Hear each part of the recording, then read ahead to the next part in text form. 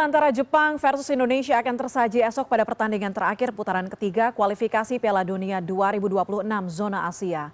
Jepang sudah mengamankan tempat di Piala Dunia 2026 tanpa banyak drama, sementara Indonesia masih harus berjuang setelah gagal lolos secara otomatis. Kita bahas asa timnas Garuda di kualifikasi Piala Dunia. Bergabung bersama saya petang ini sudah ada Aun Rahman, pengamat sepak bola. Bung Aun, selamat petang. Ya, selamat petang juga Puspa, apa kabar? Kabar baik, terima kasih sudah bergabung bersama kami. Kita akan bahas apa yang besok menjadi perbincangan para pecinta sepak bola. Setelah sebelumnya kita ketahui kalah telak 0-4 ya melawan Jepang waktu di GBK. Gimana Bung Aun melihat persiapan fisik dan juga mental timnas kita kali ini?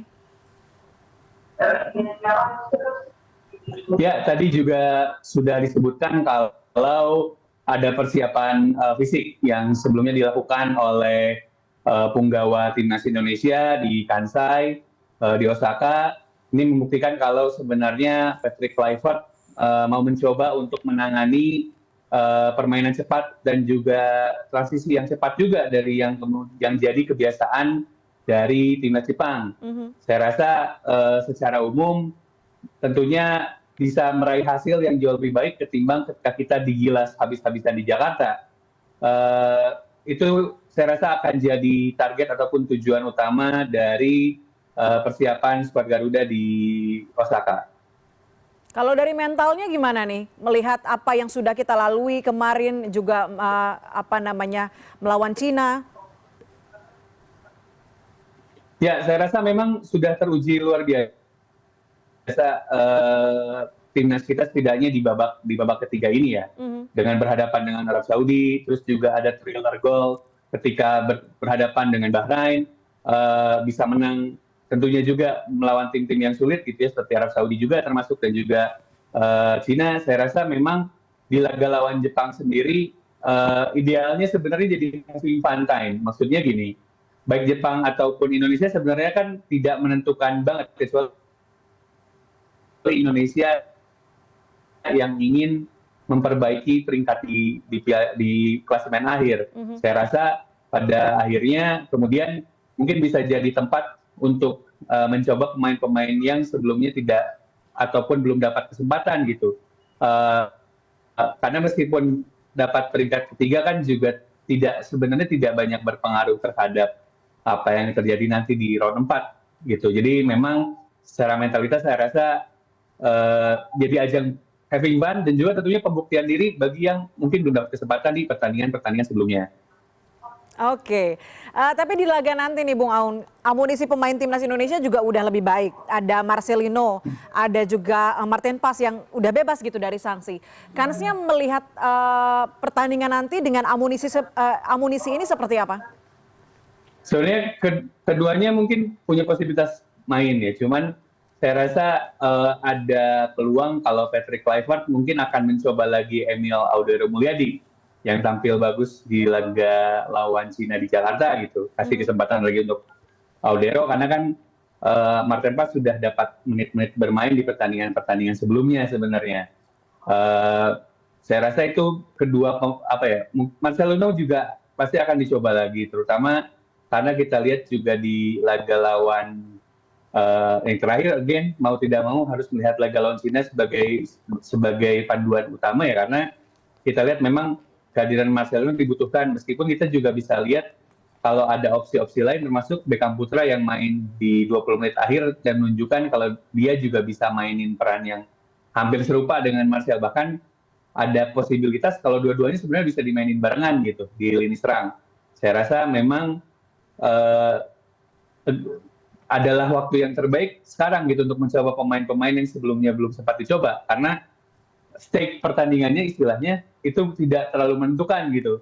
Paling tentunya kan yang jadi concern adalah ketika justru harus mengistirahatkan pemain karena ketika misalnya terkena kartu kuning tidak bisa main di round 4, misalnya Jaizes, Calvin Verdong juga sama. Saya rasa akan lebih wise ketika para pemain ini coba diistirahatkan, walaupun sempat ada hari ini juga statement dari Kevin Dix ya, pengennya kedua tim tampil all out gitu ya istilahnya. Cuman kan kita juga mesti bijak kalau misalnya kualifikasi kayak gini ada istilahnya game management gitu. Jadi nggak mungkin habisin semuanya di satu pertandingan, kecuali pertandingan tersebut benar-benar urgent. Karena masih ada round 4 yang nanti kita hadapi, di mana nanti kita juga akan berhadapan dengan negara-negara yang cukup sulit. Saya rasa memang di laga lawan Jepang besok ya akan lebih bijak sepertinya, ya emang dipakai untuk mencoba pemain di mana yang bisa nanti bisa digunakan di round 4 nanti. Oke. Kalau soal Jepang yang dianggap udah di atas angin nih karena sudah jelas begitu ya. Apakah kemudian kita bisa memanfaatkan hal tersebut untuk bisa maju, bisa punya peluang untuk tampil di Piala Dunia? Saya rasa dengan Jepang yang udah lolos gitu ya, mereka juga kan harus diakui di dua laga kualifikasi Piala Dunia ini udah lebih banyak manggilin pemain yang mungkin belum dapat banyak caps timnas senior.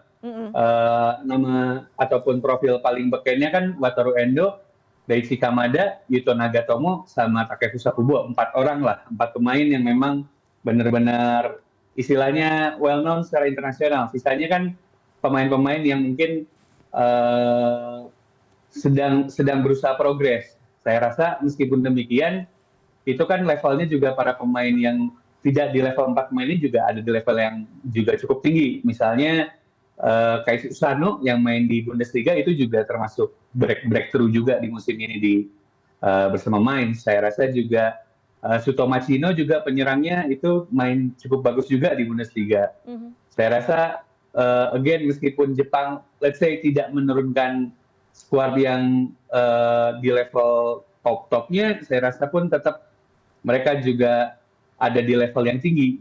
Jadi meskipun let's say bukan pemain-pemain sekelas Kaoru Mitoma yang diturunin pun, Jepang tetap jadi tim yang luar biasa. Kan itu saya rasa apakah ada peluang? Tentunya tetap ada peluang untuk Indonesia untuk bisa mencuri poin di Osaka nanti. Oke, having fun tapi tetap ya adu keunggulan. Singkat aja, prediksinya nanti gimana? Skornya mungkin Bung Aun? Saya dengan sangat berharap kalau bisa stealing point 0-1 itu sangat oke gitu. Tapi kalau misalnya let's say pun berakhir imbang tidak masalah. Kalaupun kalah setelah melakukan perjuangan yang luar biasa. Oke, tapi kalau karena kita mainnya bukan di kandang, kita berkaca dari pertandingan-pertandingan sebelumnya yang bermain di negara lawan, pressure-nya seperti apa sih, Bung Aun melihatnya?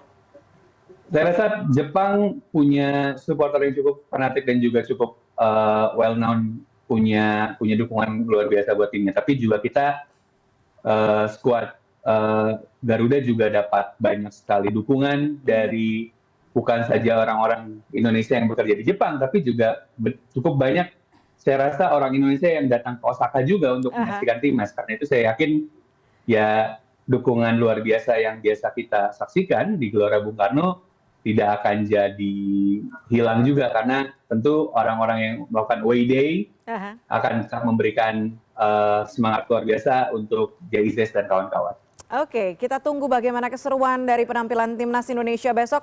Bung Aun Rahman, terima kasih banyak sudah berbagi perspektif bersama kami di CNN Indonesian Newsroom. Selamat petang. Selamat petang.